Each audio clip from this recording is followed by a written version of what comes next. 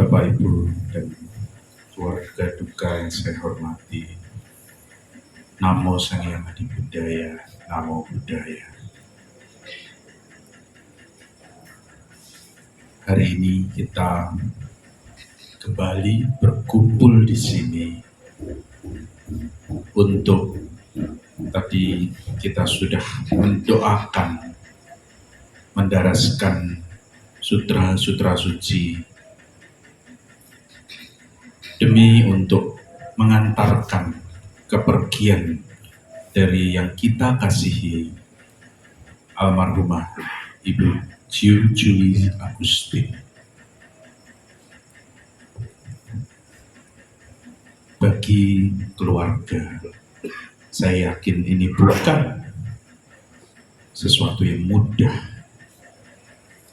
Perpisahan dengan orang yang kita kasihi tidak pernah menjadi mudah. Bagaimanapun kondisi almarhumah pada akhir hidupnya, itu tetap tidak mudah. Banyak yang mengatakan ketika seseorang sudah lama menderita sakit, mungkin akan lebih mudah bagi keluarga untuk melepas kepergiannya. Tetapi pada saat itu tiba, itu sama sekali bukan hal yang mudah. Proses berduka ini sangat wajar dialami oleh setiap orang.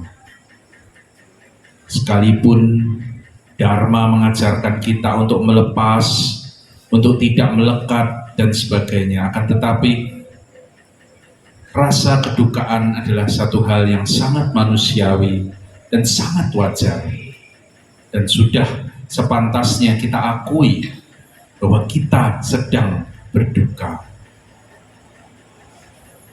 Ada beberapa tahap yang biasanya dialami oleh keluarga yang ditinggalkan.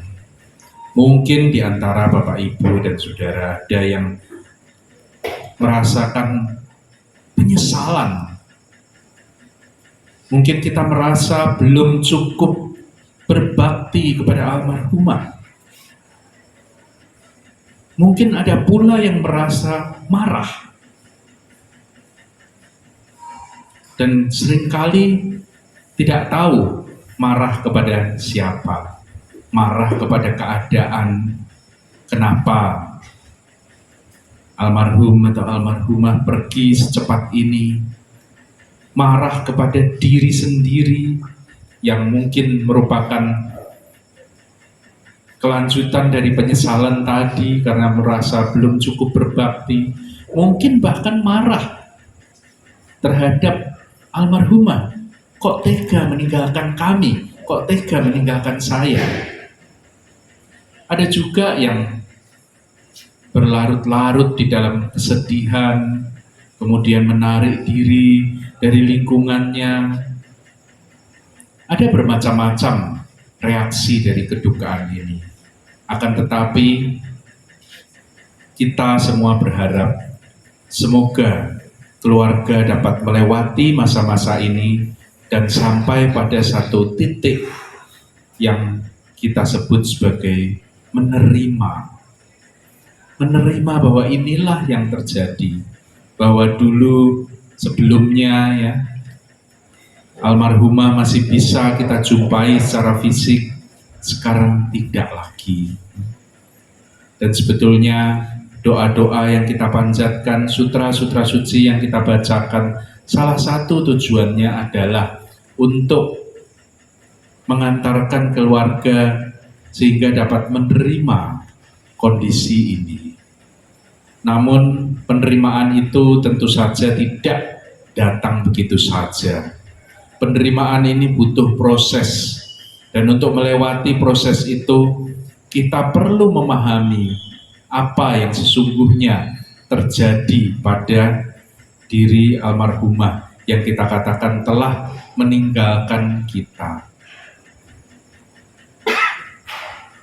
Kalau kita melihat secara lebih mendalam, apa yang tampak luar seolah-olah beliau almarhumah meninggalkan kita, ternyata itu tidak sepenuhnya benar. Bagi anak-anak dan cucu-cucu beliau yang punya ikatan darah dengan beliau, kita mengetahui bahwa tubuh kita ini sebagian berasal dari beliau, ya. Ilmu pengetahuan, ilmu biologi mengajarkan kepada kita bahwa sebelum kita dilahirkan, sebagian dari diri kita berada dalam tubuh papa, sebagian dalam tubuh mama. Keduanya bersatu di dalam tubuh mama, berkembang menjadi janin sampai pada saat kelahiran kita. Artinya tubuh ini adalah warisan dari beliau. Sebagian dari diri beliau menjelma menjadi tubuh kita saat ini. Kalau demikian, berarti beliau tidak sepenuhnya meninggalkan kita. Wujud fisiknya yang kita lihat selama beliau hidup, ya sudah meninggalkan kita. Akan tetapi sebagian dari diri beliau masih tetap hidup di dalam diri anak, cucu, dan siapapun yang punya ikatan darah dengan beliau. Demikian pula dengan para menantu, ya, dan kerabat yang lain yang mungkin tidak berhubungan darah dengan beliau, tapi punya ikatan karma, punya ikatan jodoh, berjumpa dengan beliau semasa hidupnya. Kenangan-kenangan akan kebersamaan masa-masa yang dilalui bersama beliau semasa beliau hidup masih terpatri dalam ingatan kita. Artinya beliau masih membersamai kita di dalam batin kita. Ketika kita menyadari bahwa beliau masih tetap membersamai kita di dalam tubuh dan batin kita, maka di situ perlahan tetapi pasti kita akan mulai dapat menerima perpisahan ini, perpisahan sebagian, ya, bukan perpisahan sepenuhnya, karena beliau tetap hadir di dalam tubuh dan batin kita masing-masing. Namun demikian, kesadaran akan hal ini juga disertai dengan satu tanggung jawab yang perlu dipikul oleh anak, cucu, kerabat yang masih hidup.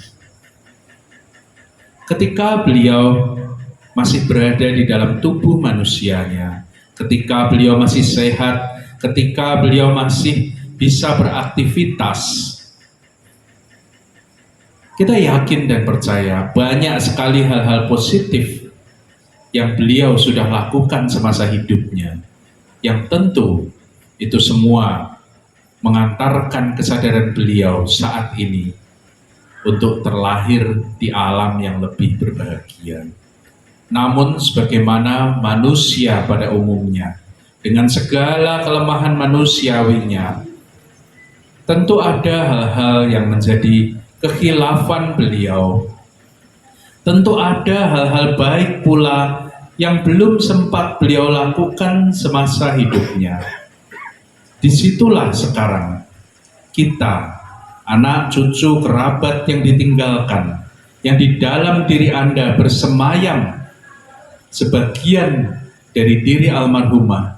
Di sini kita memikul tanggung jawab untuk meneruskan kebaikan-kebaikan beliau semasa hidupnya, untuk mentransformasi kelemahan-kelemahan beliau, untuk melanjutkan cita-cita beliau yang luhur, melakukan hal-hal yang belum sempat beliau lakukan semasa hidupnya.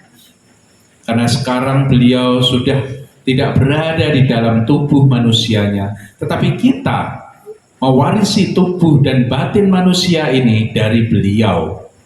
Dan itulah tanggung jawab keluarga ketika kita menginginkan kebahagiaan kebahagiaan beliau ketika kita ingin mengondisikan kebahagiaan almarhumah. Dan satu hal lagi, ketika kita juga menyadari bahwa almarhumah tetap tinggal hadir bersama-sama dengan kita di dalam tubuh dan batin kita masing-masing, di dalam tubuh dan batin orang-orang yang kita kasihi, pasangan, anak, orang tua, saudara, kerabat, maka untuk mengondisikan kebahagiaan beliau saat ini yang bisa kita lakukan adalah dengan mengondisikan kebahagiaan orang-orang di sekitar kita. Karena di mana anak cucu berada, di situ leluhur senantiasa menyertai. Dan ketika anak cucu berbahagia, disitulah kebahagiaan leluhur. Maka untuk mengondisikan kebahagiaan itu, kita sendiri perlu mengondisikan kebahagiaan kita.